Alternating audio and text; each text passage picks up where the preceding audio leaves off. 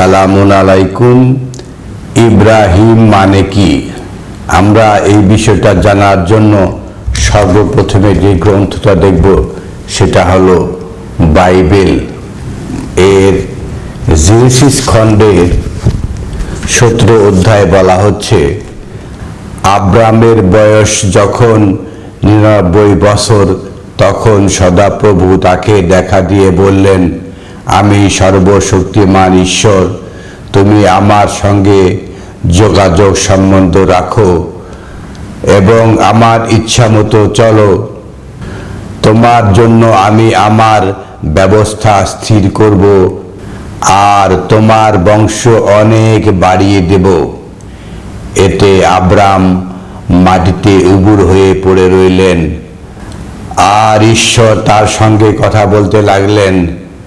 তিনি বললেন, তোমার জন্য আমার এই ব্যবস্থাতে আমার যা করবার রয়েছে তা এই, তুমি অনেক জাতির পিতা হবে।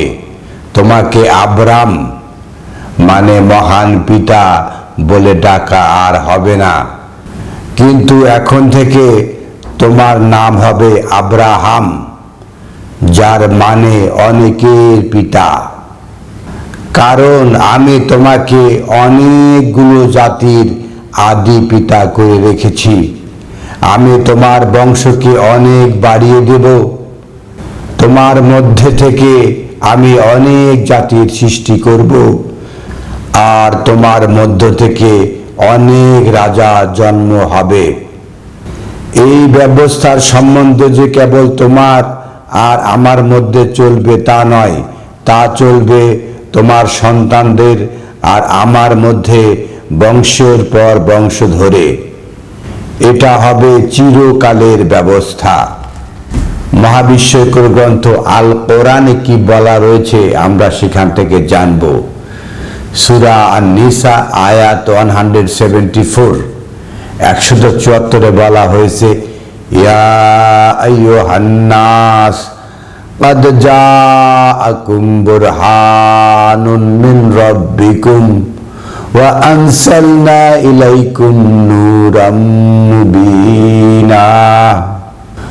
ওহে মানব ও জিন জাতি, আপনাদের কাছে এসেছে বুরহান, সুস্পষ্ট দলিল, সুস্পষ্ট প্রমাণ রবের থেকে, এবং আপনাদের উপরে নাজিল করেছি সুস্পষ্ট আলো, অর্থাৎ মহাবিস্ময়কর গ্রন্থ আল কোরআন।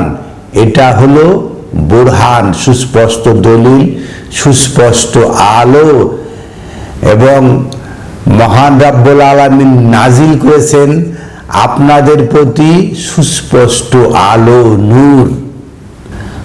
আল কোরআনকে বলা হচ্ছে বুরহান, সুস্পষ্ট দলিল। তাহলে বুরহান শব্দের যে মূল শব্দ রয়েছে সেটা হলো বারাহা। বারাহা এর অর্থটা কি? এর অর্থ হলো অসুস্থ অবস্থা থেকে সুস্থ অবস্থায় ফিরে আসা। বুরহান শব্দের অর্থটা কি? সুস্পষ্ট দলিল, প্রামাণ্য দলিল। আমরা দেখতে পাচ্ছি সূরা আন-নিসা আয়াত 174 বলা হয়েছে, ইয়া আইয়ুহান নাস, ওহে মানব এবং জিন জাতি, قد جاءكم برهان من ربكم, আপনার রবের থেকে এসেছে বুরহান, সুস্পষ্ট দলিল। তাহলে বুরহান সুস্পষ্ট দলিল, প্রমাণ। প্রমাণের আরো আরবি রয়েছে হুজ্জাত। তা আমরা দেখব এরকম ইব্রাহিম বোঝার জন্য আমরা দেখব হুজ্জাত। সূরা আনআম আয়াত 75 বলা হচ্ছে, ওয়া কাযালিকা নুরিয়া ইব্রাহিমা মালাকুতাস সামাওয়াতি ওয়াল আরদ, আর এভাবেই ইব্রাহিমকে দেখিয়েছিলেন আকাশে এবং জমিনের মালাকুত। মহান রব্বুল আলামিনের যে মালাক, যে প্রভুত্ব, যে রাজত্ব মহান রব্বুল আলামিন দেখিয়েছিলেন কারকে? ইব্রাহিমকে। কেন? ওয়ালিয়াকুনা মিনাল মুকিনিন, যাতে তিনি দৃঢ় বিশ্বাসী হতে পারেন।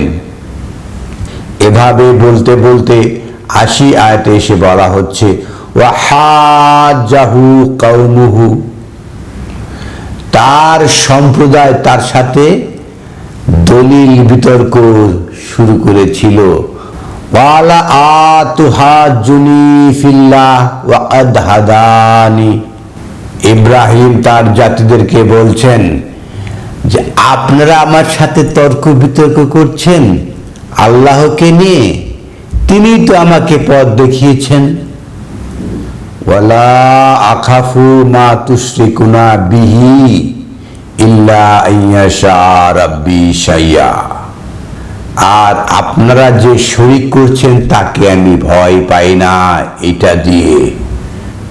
ইল্লা আইয়াশা রাব্বি শাইয়া, যদি আল্লাহ চান কোনো কিছুতে সেটা ব্যতীত। ওয়াসিআ রাব্বি কুল্লা শাইইন ইলমা, আর আমার প্রতিপালকের জ্ঞান রয়েছে প্রতিটা বিষয়ে। আফালা তাযাক্কারুন, এরপরও কি আপনারা বুঝবেন না? ওয়া কাইফা আখাফু মা আশরাকতুম, কিভাবে আমি ভয় পাই, ভয় পাবো আপনারা যাকে শরীক করছেন। ওয়ালা তাখাফুনা আন্নাকুম আশরাকতুম বিল্লাহ, আর আপনারা তাকে ভয় পাবেন না যাতে আপনারা আল্লাহর সাথে শরীক করছেন। মালাম ইউনাজিল বিহি আলাইকুম সুলতান, আর যার দলিল মহান রব্বুল আলামিন নাজিল করেন নাই। সুলতান, হুজ্জাত, বুরহান প্রায় একই ধরনের কথা। ফাআইয়ু ফারিকাইনি আহাক্কু বিল আমনে, এই যে তাফরিক, নিরাপত্তা প্রদানে কে কে বেশি নিরাপত্তা প্রদানে হকদার? যারা আল্লাহর সাথে যাদেরকে সংযোগ করা হচ্ছে তারাই কি নিরাপত্তা প্রদান করে? সেটাই বলা হচ্ছে ফাআইয়ু ফারিকাইনি, এই দুই তাফরিকের মধ্যে আহাক্কু ফি আমনিন, নিরাপত্তা প্রদানের ক্ষেত্রে কে হকদার? নিরাপত্তা তো মহান আল্লাহ, তিনি তো প্রদান করেন। ইন কুনতুম তা'লামুন, যদি আপনারা বুঝতে পারেন। আল্লাযীনা আমানু ওয়া লাম ইয়ালবিসুনা ঈমানাহুম বিযুলমিন, আর যারা নিরাপত্তায় আসে এবং যারা ঈমানের উপরে লেবাস পরায় না জুলুম দ্বারা, উলাইকা লাহুমুল আমন, এদের জন্য রয়েছে নিরাপত্তা। ওয়া হুম মুহতাদুন, এরাই হয়েছে সঠিক পথে, সঠিক পথে এরাই রয়েছে। 85 আয়াতে এসে বলা হচ্ছে ওয়া তিলকা হুজ্জাতুনা আতাইনা ইব্রাহিম আলা কওমিহি, আর এটাই হলো ইব্রাহিমের হুজ্জাত। ইব্রাহিমটা কি? বুরহান, একটা প্রমাণ, যে প্রমাণ দেয়, যে দলিল দেয়, সেই তো ইব্রাহিম। ওয়া তিলকা হুজ্জাতুনা, আর এটা হলো ইব্রাহিমের প্রমাণ, দলিল। আতাইনা ইব্রাহিমা, যা আমি দিয়েছিলাম ইব্রাহিমকে, আলা কওমিহি, তার জাতির উপরে।